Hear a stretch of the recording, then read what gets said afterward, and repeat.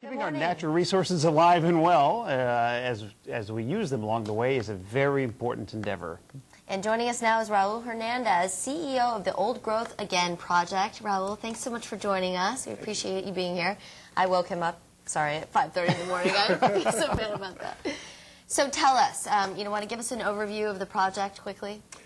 We manage 600 acres in Annapolis, lands that were heavily logged about 40 years ago, and we're restoring them, and we sell some of the byproduct, firewood, make some redwood patio furniture. But we do a lot of tree planting, a lot of thinning, lowering the fire hazard, that kind of work that is desperately needed in the whole west coast of the United States. Now, can you tell us a little bit about the difference between sustaining and restoring? Good question. You know, there's a big worldwide movement now to do sustainable forestry. And it's a good thing. It's a good step away from industrial forestry. It eliminates clear cutting, and it's a good improvement. But what we do with restoration is the easiest way to explain it would be to say we cut a lot less than what grows, and with sustainable forestry you cut equal to the growth rate, so the forest stays at the same level. But with restoration, you want to get the forest to have bigger trees and have a bigger distribution of larger trees that are more fire resistant. Okay. Are timber companies listening? Or are they starting to do this, or how's that relationship going? There's been a lot of pressure from environmental organizations. The Home Depot has decided to only accept wood that's certified sustainably harvested. So that's made a big change. So there's a big movement to certify forests as being sustainably harvested, and that's become a worldwide movement. And that's a good step in the right direction, but it's not really enough. Okay. Now, when we go to the store and buy lumber, say from Home Depot or someplace, is that second generation wood that we're buying now, or where do we stand as far as all that goes? It could be fifth generation. Oh, really? Okay. Yeah. Well, the redwoods here, the stuff that is being sold as sustainably harvested is mostly from the Mendocino Redwood Company. Okay. And they're doing a lot better work than the old Louisiana Pacific and Georgia Pacific work, because they were just basically taking everything they could.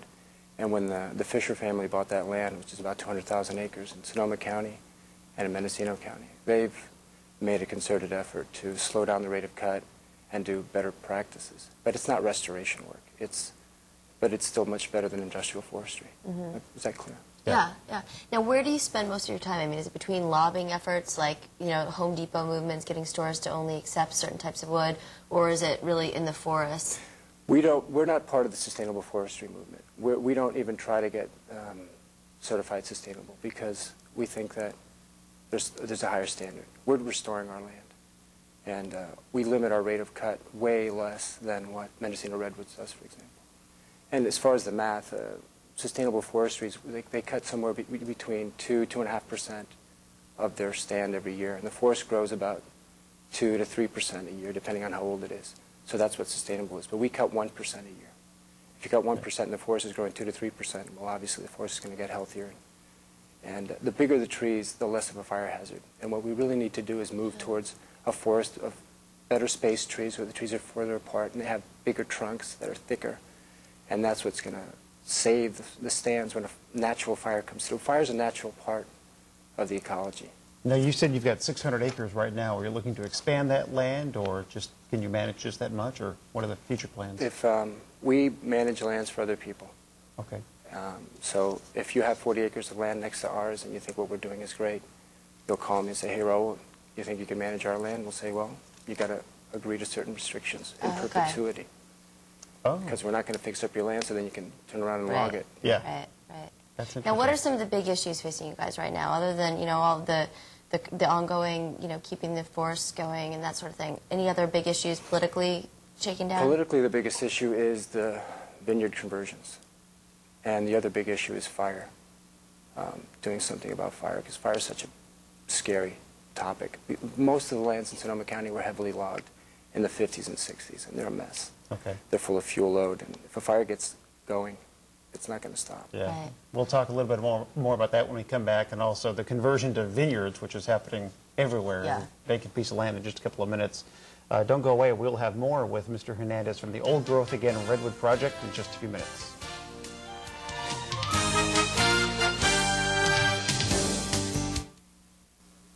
Hey, everybody. Welcome back. We are back with Raul Hernandez, and we're talking about restoring forests. Raul's doing some terrific work, and we're talking about a little bit about the controversial issue between converting forests to vineyards. So we were just getting into that. You want to talk about that a little bit more? Well, in Annapolis, there's been several conversions over the last few years, and it's a lot of polarized points of view. You know, people feel that they have private property rights to do whatever they need to do on their land, and then people that think you shouldn't be cutting the redwoods to put in grapes, and there doesn't seem to be any middle ground. You're either on one end or the other, and if you try to present a middle ground, then you get clobbered from both ends. So, but you know, something needs to be worked out. I know Supervisor Riley's proposing a prohibition, and that's only going to anger a lot of people. And something needs to be worked out that's in balance. You know, obviously we don't want to carve up all the redwoods in the grapes. Yeah. But you also don't want to take away all of people's options with their land. So We were talking a little bit before about the issue of fire and how that affects the forest. And it's a natural thing. It's going to happen.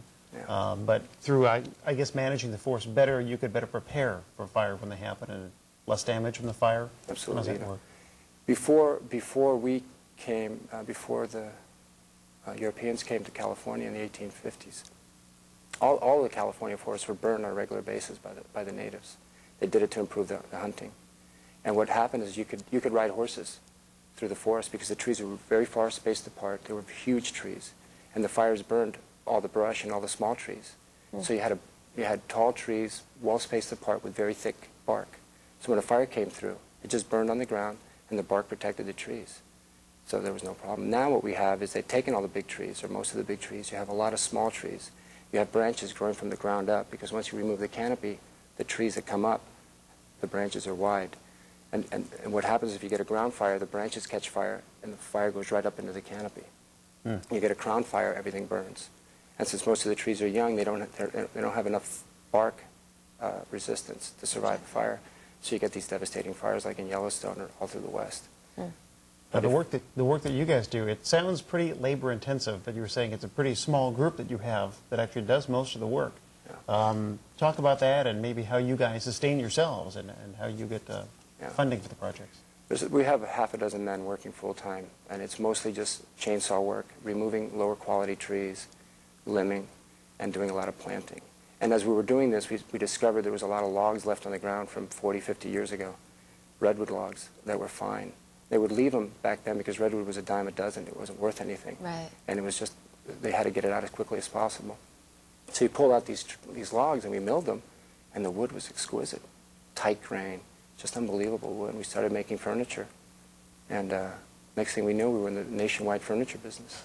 Well, that's great. I mean, you know, you can make some beautiful things and still really, you know, make some money and do some great things for the forest. So we really appreciate you joining us today, Raul. Thanks so much for coming in. And I'm sorry again about waking you up at 5:30 in the morning. Yeah, don't do that again. Yeah. Every morning. Put the word out. For more information, you can go to oldgrowthagain.org, and there's the phone number, 800-332-2403. Thanks again for coming in. Thank you. Best of luck. Take care. All right.